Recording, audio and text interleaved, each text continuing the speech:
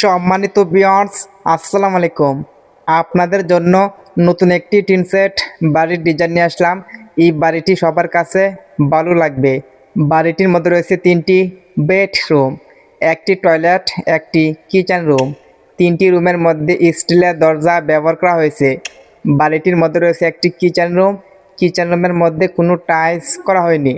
Kitchen রুমের ভিতরে করা হয়েছে একটি টয়লেট, একটি ওয়াশরুম। এই বাড়িটির ফ্যামিলির সুবিধার জন্য কিচেন রুমের ভিতরে একটি টয়লেট, একটি ওয়াশরুম করা হয়েছে। এটা হয়েছে বাড়িটির সামনের ডিজাইন। বাড়িটি করা হয়েছে 1000 স্কোয়ার ফিট জায়গার মধ্যে।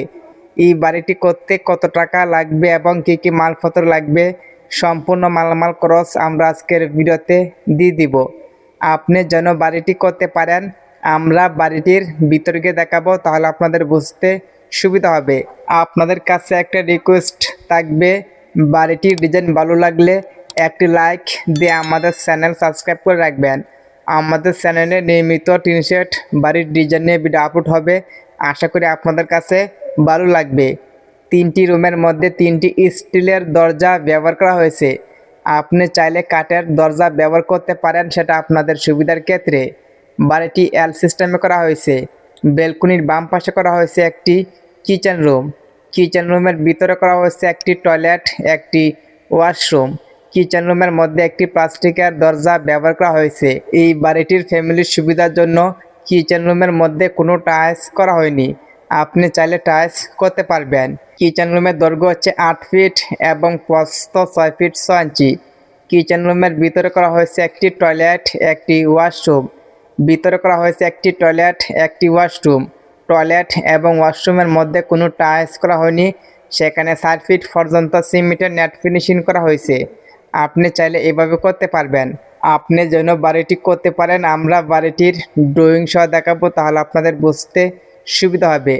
যেহেতু বাড়িটি এল সিস্টেমে করা হয়েছে, সো যারা এল সিস্টেমের একটি টিন সেট বাড়ি করতে চান, আজকের ভিডিওটি সম্পূর্ণ মনোযোগ সহকারে দেখবেন। এটা হচ্ছে বাড়িটির মধ্যে প্রথম বেডরুম।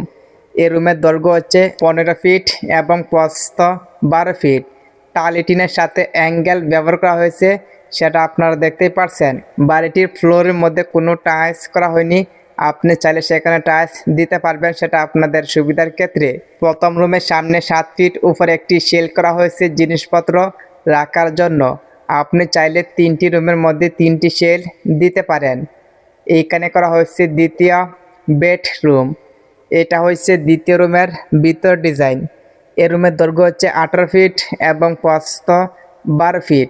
এই বাড়িটির ফ্যামিলির সুবিধার জন্য দ্বিতীয় রুমের সাইজ একটু বড় করে করা হয়েছে। আপনি চাইলে আপনাদের মন মতন 3টি রুমের সাইজ করতে পারবেন। যেহেতু বাড়িটির ফ্লোরের মধ্যে কোনো টাইলস করা হয়নি, সেটা আপনারা দেখতে পারছেন। আপনাদের বন্ধু বান্ধব কিংবা আত্মীয় স্বজন যদি এভাবে একটি টিন সেট বাড়ি করতে চায়, তাদেরকে ভিডিওটি শেয়ার করে দেখার সুযোগ করে দিবেন। এইখানে করা হচ্ছে তৃতীয় বেডরুম।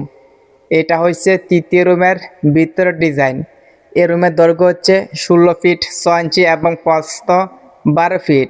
আপনি কয় রুমের টিন সেট বাড়ি করতে চান, অবশ্যই কমেন্ট করবেন। আপনাদের কমেন্টের উপরে ভিত্তি করে আমরা নতুন নতুন টিন সেট বাড়ির ডিজাইন নিয়ে আসব। এটা হচ্ছে বাড়িটির পিছনের ডিজাইন। পিছনে কোনো জানালা ব্যবহার করা হয়নি। আপনি চাইলে জানালা দিতে পারবেন। যেহেতু বাড়িটি 1000 স্কোয়ার ফিট জায়গার মধ্যে ডিজাইন করা হয়েছে, আপনার কাছে 3 শতক জায়গা হলে সুন্দরভাবে এই বাড়িটি করতে পারবেন। আমরা এখন দেখে নেব বাড়িটির ড্রয়িং কিভাবে করা হয়েছে। এটা হচ্ছে বাড়িটির ড্রয়িং। বাড়িটির দৈর্ঘ্য হচ্ছে 34 ফিট এবং প্রস্থ 36 ফিট। যেহেতু বাড়িটি এল সিস্টেমে করা হয়েছে, সেটা আপনারা দেখতে পাচ্ছেন। বাড়িটির মধ্যে রয়েছে 3টি বেডরুম, একটি টয়লেট, একটি ওয়াশরুম এবং রয়েছে একটি কিচেন রুম। বাড়িটি করা হয়েছে 1000 স্কোয়ার ফিট জায়গার মধ্যে।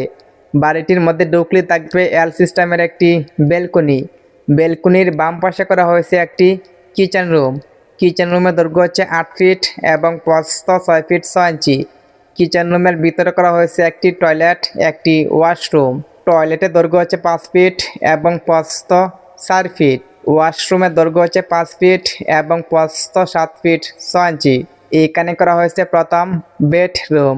প্রথম রুমের দৈর্ঘ্য হচ্ছে 15 ফিট এবং প্রস্থ 12 ফিট। এইখানে রয়েছে দ্বিতীয় বেডরুম। দ্বিতীয় রুমের দৈর্ঘ্য হচ্ছে 18 ফিট এবং প্রস্থ 12 ফিট। এইখানে রয়েছে তৃতীয় বেডরুম। তৃতীয় রুমের দৈর্ঘ্য হচ্ছে 16 ফিট 6 ইঞ্চি এবং প্রস্থ 12 ফিট। এই বাড়িটির ফ্যামিলির সুবিধার জন্য 3টি রুমের সাইজ একটু ছোট বড় করে করা হয়েছে। আপনি চাইলে সমানভাবে করতে পারবেন। বাড়িটির ডিজাইন এবং ড্রয়িং আপনার কাছে ভালো লাগলে একটি লাইক দিয়ে আমাদের চ্যানেল সাবস্ক্রাইব করে রাখবেন।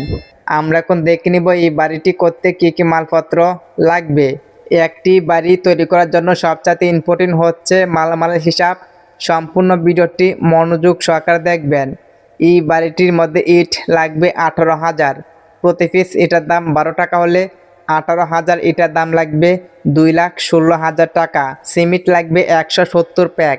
প্রতি প্যাক সিমেন্টের দাম 550 টাকা হলে 170 প্যাক সিমেন্টের দাম লাগবে 93,500 টাকা। বালি লাগবে 1100 ফুট। প্রতি ফুট বালির দাম 90 টাকা হলে 1100 ফুট বালির দাম লাগবে 99,000 টাকা। কুয়া লাগবে 380 ফুট। প্রতি ফুট কুয়ার দাম 130 টাকা হলে 380 ফুট কুয়ার দাম লাগবে 49,400 টাকা। রড লাগবে 300 কেজি। প্রতি কেজি রটের দাম 97 টাকা হলে 300 কেজি রটের দাম লাগবে 29,100 টাকা। এই বাড়িটির মধ্যে টালি টিন লাগবে 1,20,000 টাকা। টিনের সাথে অ্যাঙ্গেল লাগবে 90,000 টাকা। স্টিলের দরজা লাগবে 3টি। একটি দরজার দাম 12,000 টাকা হলে 3টি দরজার দাম লাগবে 36,000 টাকা।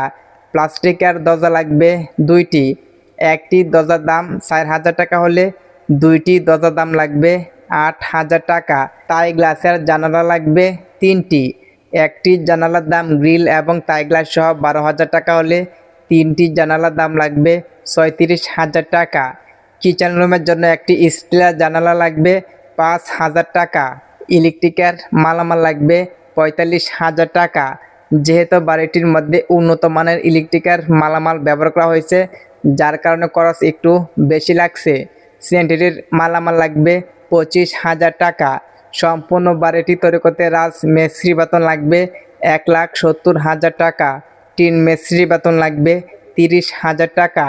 ইলেকট্রিক মিস্ত্রি বেতন লাগবে 12,000 টাকা। স্যানিটারি মিস্ত্রি বেতন লাগবে 7,000 টাকা।